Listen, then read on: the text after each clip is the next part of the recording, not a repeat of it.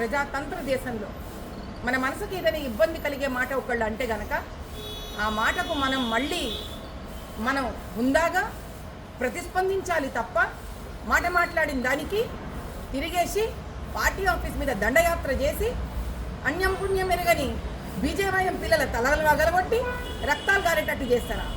నేను ఒకటే మాట అడుగుతా ముఖ్యమంత్రి గారిని, రేవంత్ రెడ్డి గారు, మరి సమాంతం మీద కమెంట్ చేసిన మీ పార్టీ స్త్రీ మనుషులు ఎవరి తలలు వగలగొట్టిండ్రు? మీ కాంగ్రెస్ కార్యకర్తలు ఏ కాంగ్రెస్ పార్టీ మీద దండయాత్ర చేసిండ్రు అంటే అప్పుడు వినిపించలేదా మీకు? దీనికి ముఖ్యమంత్రి సమాధానం చెప్పి తీరాలి.